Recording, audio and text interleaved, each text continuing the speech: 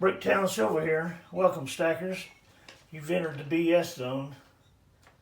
Vertical Stacker made a video on how he got to where he is and said he would like to know about others.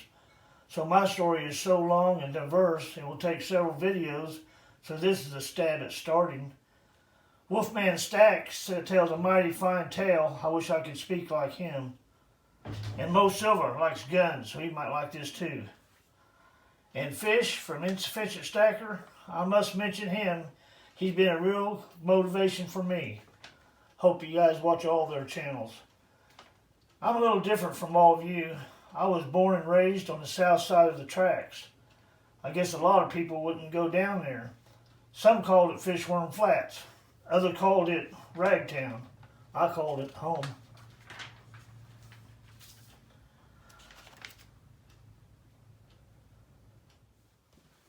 Well, the town I grew up in, they always had these activities and stuff going on. Seemed like all year long. They'd either have a Thanksgiving parade, a Christmas parade.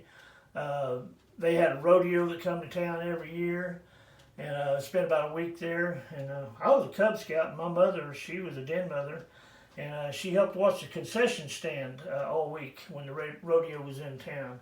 And I practically lived out there during that week every year. Just a great time.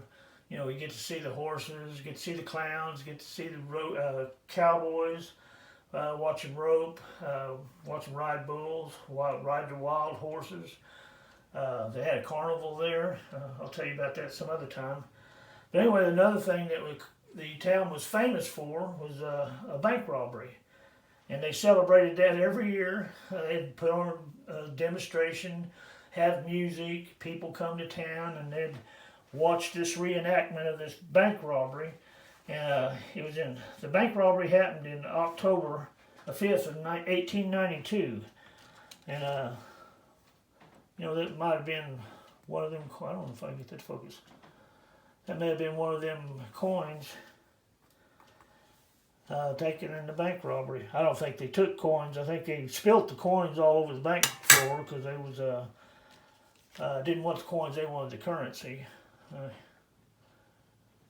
There's an 1842 dime. That could have been in the bank at that time. I really don't know, but we can all play make-believe, I guess. Got a few Indian head pennies. That's 1884. Yeah, that could have been in the bank. Got some more. 1882. 1889. Oops. 1890. What's got a little bit of corrosion on it, not corrosion, but it's some kind of growth, I guess you would say. 1891. Yeah, that could have been the year before they robbed the bank. And I also got one here that I thought you guys might like to look at. It's a seated Liberty quarter. 1876. That could have been in one of those bags, you never know. But anyway, the Daltons decided they was going to rob this bank. There's a big, large penny, 1846.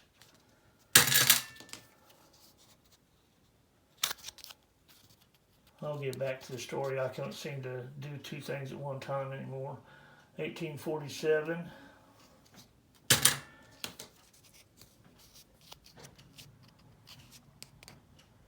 1848.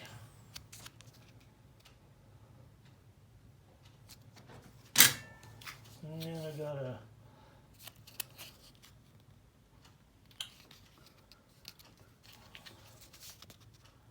1853. I guess you can all tell I'm nervous and I don't do very good at this kind of stuff. Never was a very good speaker. But anyway, they decided to go rob two banks at one time. Emmett and Bob would go over to the First National Bank, and Bill Powers and Dick Broadwell and Grant Dalton would go over to the Condon. Well, they come into town, they were going to tie the horses up behind the banks there and on A Street. And when they started coming down the street, they've had road construction. It was kind of funny, in 1900 they had road construction. Anyway, they had, was putting in bricks on the sidewalk and on the street, and they took out the hitching post. So they decided to go back down between the alley there, between 8th and 9th Street, about a half a block from the banks, and tie the horses up there. And I believe there was another guy with them that held the horses, Bill Doolin. They never caught him. They don't know who that guy was, but they believe Bill Doolin was holding the horses in the alley there. Anyway, they went down to the banks to rob them, and Bob and Emmett went to the First National Bank. They got their robbery going on. They got well, as they was going down there, they'd all put on these fake whiskers because they thought they had a disguise on. They'd grown up around town there when they was younger, and some people knew them. One guy recognized them, thought it was kind of funny. They had these fake whiskers on, and he watched them. They went into the bank. Well, while they was in the bank, he went and rounded up a bunch of townspeople and said they think of robbing the bank. So townspeople, they didn't carry guns too much at that time, and some of them had their hunting rifle or hunting shotguns and stuff in their wagon, and Isham's Hardware had a bunch of guns and stuff over there, so they all congregated over there, which was across the street from the bank, and they loaded up, and anyway, Grant and Bill Powers and Dick Broadwell, they went over to the Condon Bank, and the guy had just took some money out of the vault, and he just closed the door. He didn't lock it, and he told them that he couldn't open the vault for 15 minutes. It was on a time lock. So Grant decided that we'd wait for it. So as they was waiting for banks, they'd got about $20,000 in currency there. And then they went over to the Condon Bank where Grant and Dick and Bill was. And they were waiting on the vault to open up. Well, anyway, the townspeople started firing on them. And there was a big gun battle there. There's no telling how many shots were fired, but it lasted about 12 minutes and ended up with 8 people dead. 4 of the Daltons and 4 of the townspeople. What the Daltons hadn't expected was, or thought about, was that what the Daltons hadn't thought about is there was a lot of Civil War experience in that town.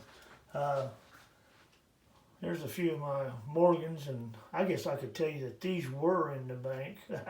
I'll kind of be lying though. In 1978.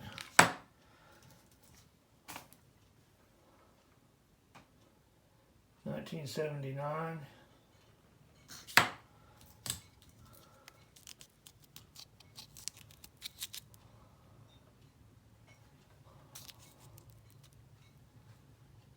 1980.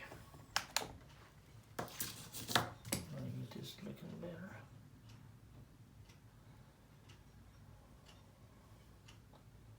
81.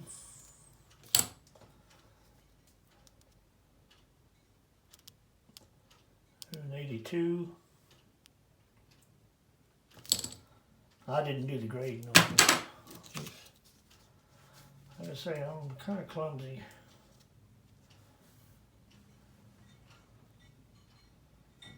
83. Silver Seeker on there. He's allowed to dispute some of these grades. I really don't know anything about them. These are the way I picked them up.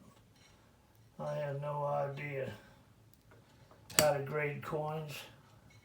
I know the redhead step guy, he has some videos on grading them, but that's too much for me to think about. I'm too old to be taught new tricks. So 1887. Any one of these could have been in them bags that was spilled on that bank floor. 1888. I don't know if you guys want to comment on some of this stuff. I don't know if you can see too much, but what do you think them grades are? You think the guy that did that did a decent job, or 1890? Yes. Says it's an extra fine. Well, I don't know. There's 1991. Oh, on that one. I got several different ones of each one of these, and I didn't want to get them all out. There's 1892, and that one could have been in the bag. That's the last year when they robbed the bank that year. That's as far as I went. I mean, I've got more of them over here that different years, but I thought, wow, those guys they wouldn't have been in there.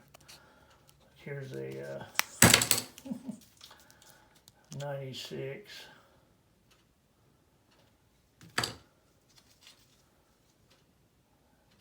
'98. You notice I don't have those real hard to find years, or I don't have any of the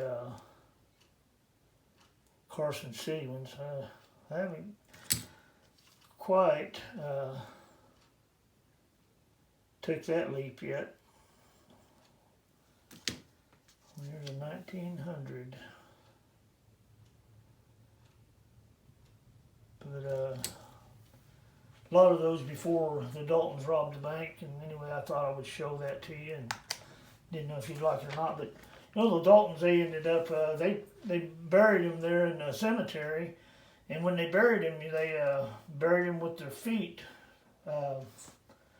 going west, because they said Jesus is coming from the east, and they didn't want him to rise up to meet Jesus, so they buried their feet to the west. That's how much they hated those Dalton boys. There's a picture in here also of the 45 Colt that they took off of Bob Dalton. Took it right off his hip, and they sold for quite a bit of money at auction. One of the sheriffs kept it. They killed one sheriff, and they killed I think a marshal before it was all over with. But anyway, Bill Dalton wasn't with them that day. He was their brother, and after they were killed, he decided he would start his own Dalton gang up. And he went and joined up with Bill Doolin, and they formed a gang, and they called it the Doolin-Dalton Gang down there in Oklahoma. Well, they had a couple of girls that helped them spy out things. They called them Little Britches and Cattle Amy. Do it. Bill Dalton wasn't with them that day, and the day they were all killed, and he decided he would start him up his own Dalton gang, and be more famous than his brothers. So he joined up with Bill Doolin, and they ended up calling that gang the Doolin-Dalton Gang. And they teamed up with some teenage girls that would help them spy things out and tell them what was going on in town and stuff. And they nicknamed them Little Britches and Cattle Annie. And anyway, they were both killed down in Oklahoma down there. And they all these bank robbers and stuff come to a violent end. And anyway, that's the kind of stuff that I grew up around. It was always the talk of the town. You know, we always played cowboys and Indians and bank robbers and things like that. And it's just a little different atmosphere as growing up in this city. Well, I think I went too long on this, and I hope you all enjoyed it.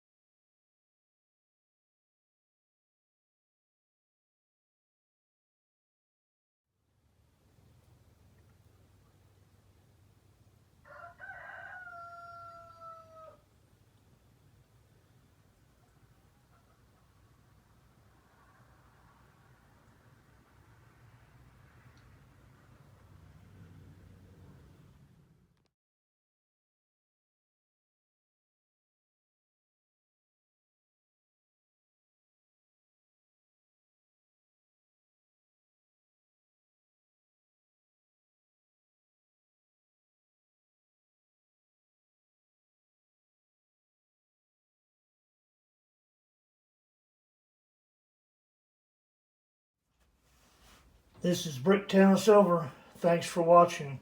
God bless America. Long live the Republic. Wash your hands And please don't spit on the sidewalk.